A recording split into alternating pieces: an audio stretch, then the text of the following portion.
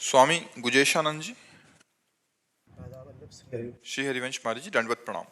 महाराज जी, वेदांत की एक प्रक्रिया है नेति नेति करके मन को संसार से अलग करने की, लेकिन इति इति करके सर्व में भगवान का दर्शन करते करते एवं ईश्वर को अपने सर्व विचारों को समर्पित करना क्या उचित प्रक्रिया है? ये भक्ति जनित है। जहां कहा जाता है नहीं है वहां भी है, नहीं है वहां भी है कि नहीं है? हाँ, जहां कहा जाता नहीं है, अगर परमात्मा ना हो तो ये सिद्धांत खत्म हो जाएगा। सर्वम खलमिदम ब्रह्म ने नानास्ति किंचन। सब जगह वो परमात्मा है, कोई कण भी ऐसा नहीं जिसमें परमात्मा ना हो। ईशावास्यमिदं सर्वम यत्किंचे जगत्याम जगत। जगत का एक कण भी ऐसा नहीं जिसमें परमात्मा ना विराजमान हो।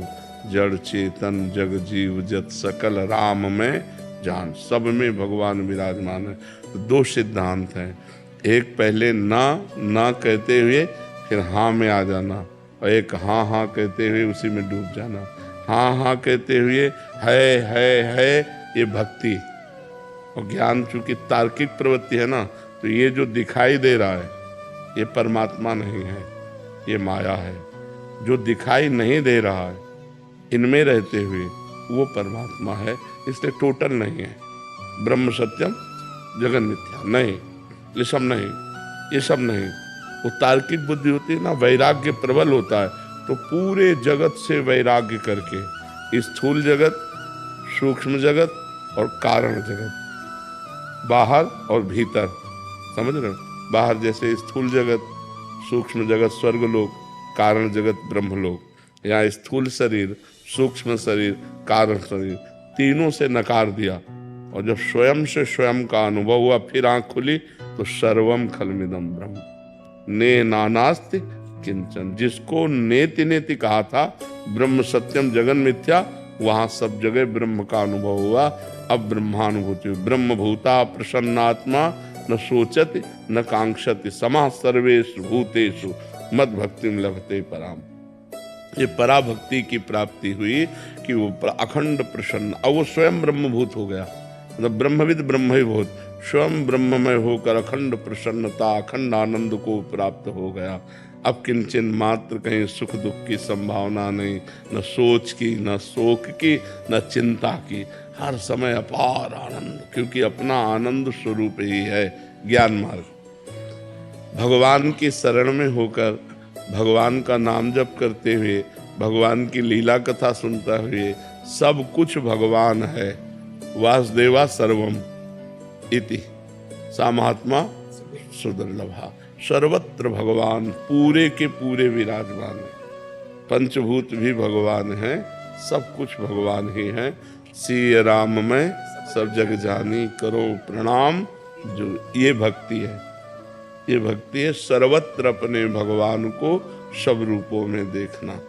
जब तक ये भक्ति नहीं आती है तब तक पूर्णता नहीं होती। और इस भक्ति में मैं खो जाता है, इस भक्ति में मैं का विस्मरण है और उसमें तू का विस्मरण है।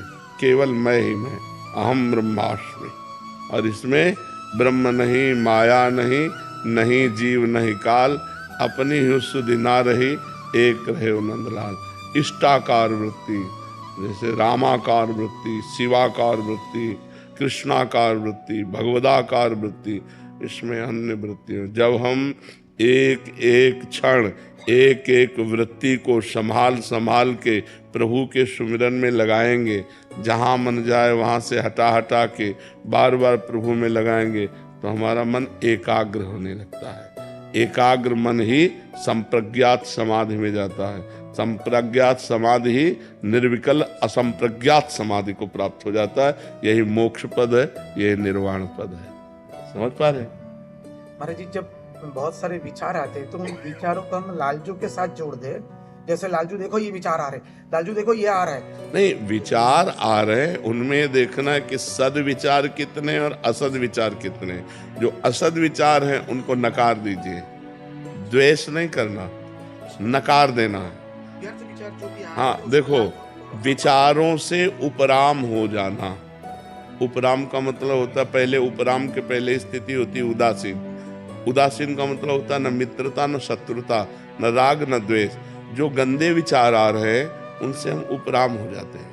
हमारा जैसे कभी अपने लोगों के भोजन में मांस का चैप्टर है नहीं, न रागात्मक न द्वेषात्मक, उपराम।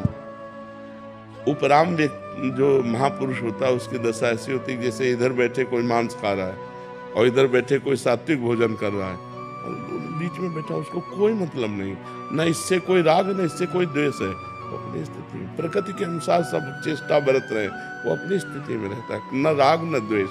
तो हमको ऐसे ही मन जो है पूरी बाजार है। मन के द्वारा दिए हुए जितने विचार हैं, विचार क्या होते हैं? स्फुरणा होती है। पहले स्फुरणा होती है, सत स्फुरणा, असत स्फुरणा। फिर स्फुरणा में जब हम राग करते हैं या द्वेष करते हैं तो संकल्प बनता है, और जब संकल्प बन जाता है तो कामना होती है। जब कामना होती है तो फिर क्रिया हो जाती है। पहले स्फुरणा, फिर संकल्प, फिर कामना, फिर क्रिया। क्रिया हुई सत तो सतमार्ग का पथिक आगे बढ़ गया, और क्रिया हुई असत तो भ्रष्ट हो गया। और सत क्रिया करते करते संकल्प का अभाव हो जाता है। बिना संकल्प के जो क्रिया होती है, बिना अहम कर्ता भाव के जो क्रिया होती है, वो भगवत प्राप्ति वाली होती है। संकल्प करके जो क्रिया होती है वो बांधने वाली होती है। तो साधक चलता तो संकल्प से ही है, पर पहुंचता निसंकल्प स्थिति को है। समझ पा रहे हैं? तो महाराज कोई भी विचार हम लालजू को अर्पण करते जा सकते हैं, असत विचार नहीं महाराज। हाँ, हाँ।